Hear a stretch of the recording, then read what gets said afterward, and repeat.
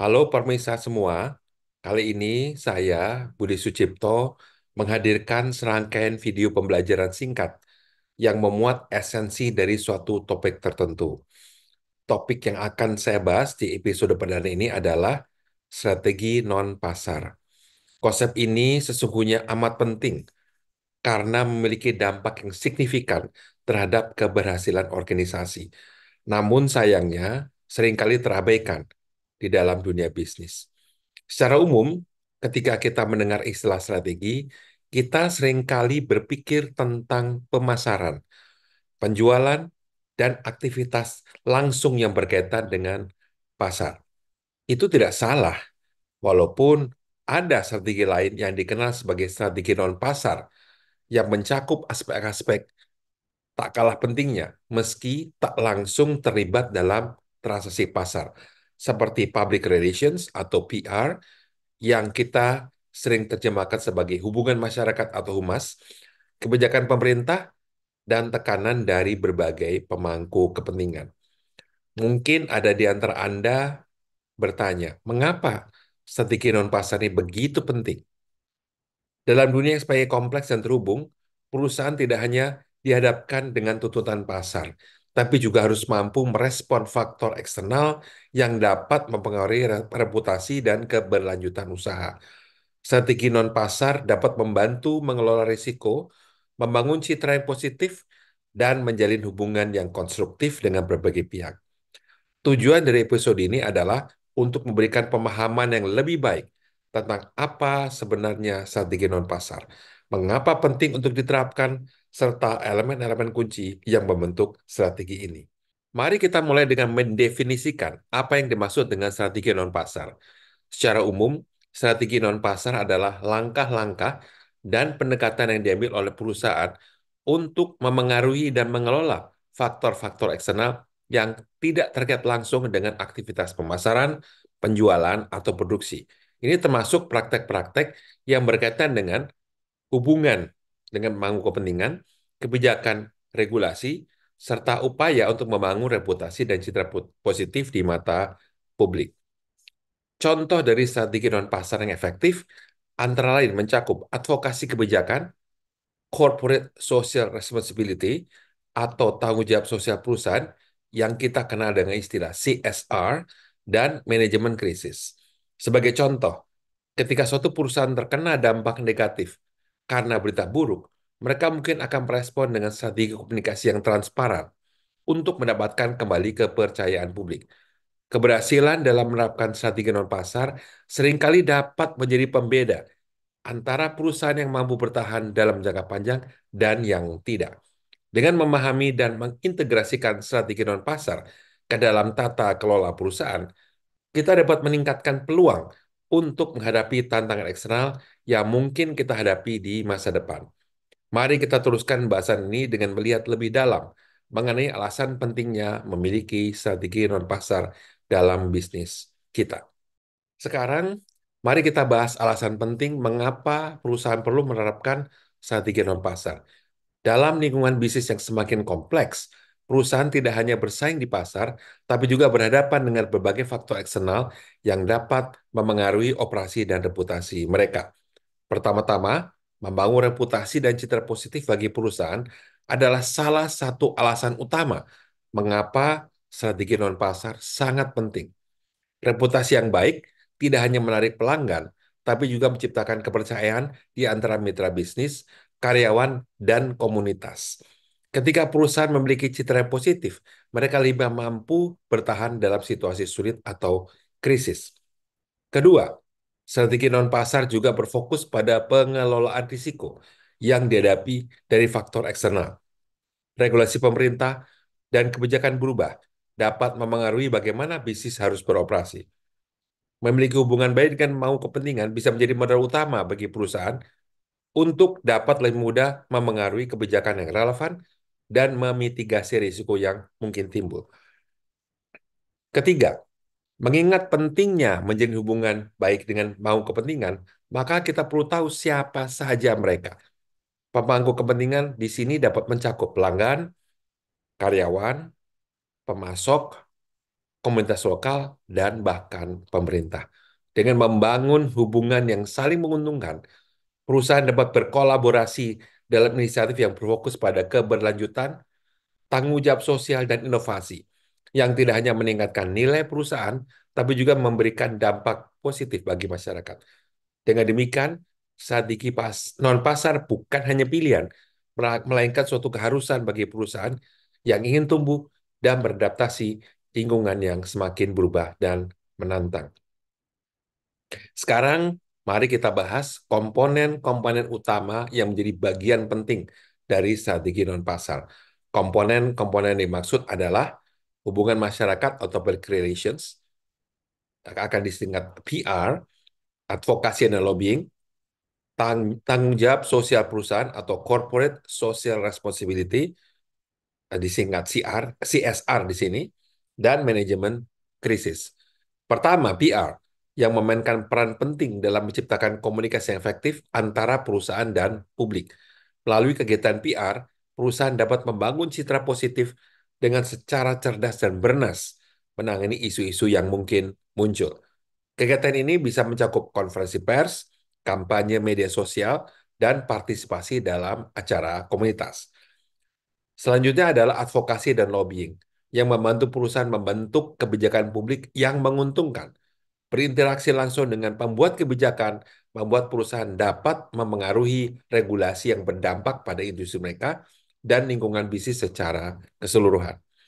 Ketiga, CSR, yang merupakan inisiatif untuk memberikan dampak positif pada masyarakat dan lingkungan. Melalui program CSR, perusahaan tidak hanya menunjukkan komitmennya terhadap etika dan tanggung jawab masyarakat, tapi juga dapat meningkatkan reputasi dan loyalitas pelanggan. Terakhir adalah manajemen krisis. Dalam situasi darurat atau konflik, penting bagi perusahaan untuk memiliki strategi yang jelas untuk merespon dengan cepat. Rencana manajemen krisis yang baik memungkinkan perusahaan untuk mengelola komunikasi dan meminimalkan dampak negatif terhadap reputasi mereka. Dengan memahami dan menerapkan elemen-elemen ini, perusahaan dapat lebih siap menghadapi tantangan dan memanfaatkan peluang yang ada di luar sekedar aktivitas pasar. Mari kita lanjutkan dengan bahas lebih khusus tentang masing-masing elemen strategi non-pasar dalam rincian berikutnya. Sekarang, mari kita fokus pada elemen penting dalam strategi non-pasar, yaitu humas atau PR. PR adalah alat yang sangat vital bagi perusahaan dalam membangun dan memelihara komunikasi yang positif antara perusahaan dan publik. PR membantu perusahaan menyampaikan pesan yang jelas dan efektif kepada berbagai pemangku kepentingan, termasuk pelanggan, karyawan, mitra bisnis, dan masyarakat umum. Kegiatan PR mencakup berbagai strategi, seperti penyebaran siaran pers, mengadakan konferensi pers, kampanye digital, serta partisipasi dalam acara komunitas dan organisasi sosial.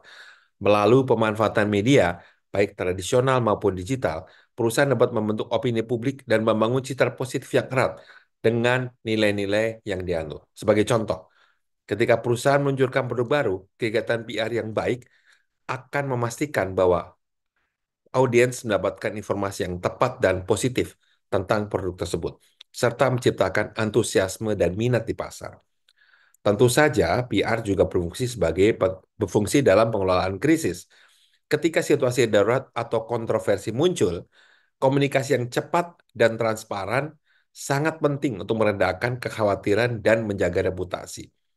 Strategi PR yang baik akan membantu perusahaan dalam menyampaikan penjelasan, memberikan klarifikasi, dan menunjukkan tindak lanjut yang sesuai dengan tindakan yang telah diambil.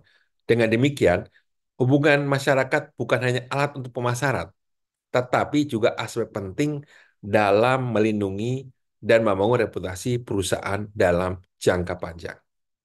Mari kita lanjutkan ke elemen berikutnya, yaitu CSR.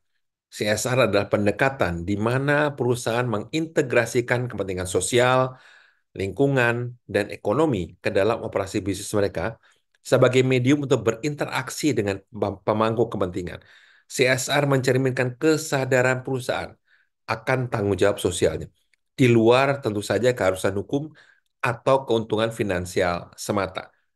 Inisiatif CSR dapat bervariasi, mulai dari program amal, kegiatan sukarelawan, keberlanjutan lingkungan, hingga pengembangan masyarakat. Misalnya, sebuah perusahaan dapat meluncurkan program untuk mendukung pendidikan anak-anak di komunitas lokal, atau mereka dapat menerapkan kebijakan ramah lingkungan dengan mengurangi limbah dan emisi selama proses produksi. Inisiatif tersebut tidak hanya memberikan dampak langsung pada masyarakat, tapi juga meningkatkan citra dan reputasi perusahaan di mata publik.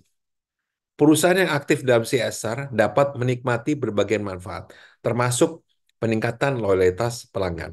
Konsumen cenderung memilih untuk berbelanja di perusahaan yang bermitra dengan kegiatan sosial dan mempromosikan tanggung jawab lingkungan. Selain itu, CSR juga dapat menarik bakat terbaik saat merekrut karyawan. Karena generasi muda saat ini, khususnya generasi Z, lebih cenderung memilih perusahaan yang memiliki nilai-nilai sosial yang sejalan dengan nilai-nilai yang mereka anut. Dengan demikian, menerapkan strategi CSR yang kuat tidak hanya memberi keuntungan bagi masyarakat dan lingkungan, tapi juga menciptakan citra positif yang mendukung keberlanjutan dan keberhasilan jangka panjang perusahaan itu sendiri.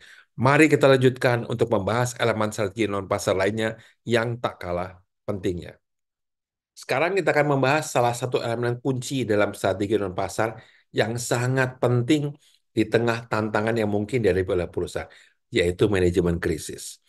Dalam dunia bisnis, krisis dapat muncul kapan saja, baik itu akibat keputusan internal yang tidak tepat, kegagalan produk, atau situasi eksternal seperti bencana alam atau skandal media. Oleh karena itu, memiliki rencana manajemen krisis yang baik adalah suatu keharusan. Manajemen krisis melibatkan serangkaian langkah strategis untuk mengidentifikasi, merespon, dan meminimalkan dampak negatif dari situasi darurat yang terjadi. Kunci pertama dalam manajemen krisis adalah perencanaan. Penting bagi perusahaan untuk memiliki rencana yang jelas, yang menyangkut prosedur komunikasi, tugas dan tanggung jawab tim, serta protokol untuk menangani berita buruk. Kesiapan ini tidak hanya membantu dalam merespon lebih cepat, tapi juga berfungsi untuk menjaga kepercayaan pelanggan dan pemangku kepentingan. Selama krisis, komunikasi yang transparan dan konsisten sangatlah penting. Perusahaan harus segera memberi informasi kepada publik tentang situasi yang sedang terjadi dan langkah-langkah yang diambil untuk mengatasi masalah tersebut.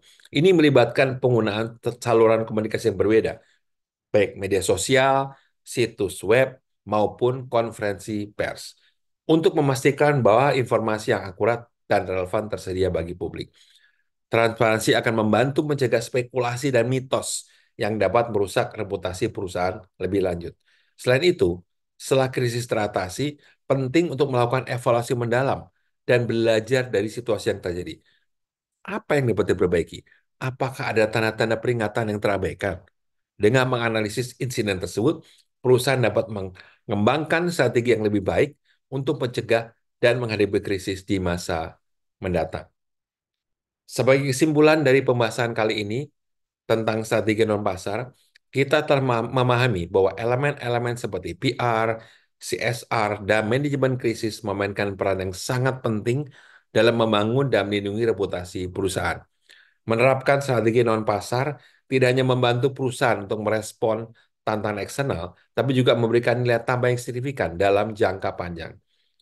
Penting pula untuk diingat bahwa strategi non-pasar merupakan bagian integral dari keseluruhan strategi bisnis. Melalui pemahaman yang mendalam tentang hubungan dengan pemangku kepentingan dan komitmen terhadap praktek tanggung jawab sosial, kita dapat menciptakan citra merek yang positif dan tahan lama. Oleh karena itu, langkah selanjutnya bagi perusahaan adalah mengevaluasi pendekatan yang telah dilakukan dalam strategi non-pasar dan mencari cara untuk meningkatkan kinerja di ranah ini. Tindakan yang bisa diambil antara lain adalah menyusun tim khusus untuk mengelola PR, merencanakan program CSR yang lebih terarah, dan mempersiapkan rencana manajemen krisis yang komprehensif. Dengan melakukan penguatan di ranah ini, perusahaan tidak hanya akan memiliki fondasi yang lebih kuat untuk menghadapi tantangan dan risiko, tapi juga berkontribusi pada keberlanjutan dan pertumbuhan yang lebih baik di masa depan. Terima kasih atas perhatian Anda semua, dan saya harap kita semua dapat menerapkan wawasan yang diperoleh dari episode ini dalam praktek bisnis sehari-hari.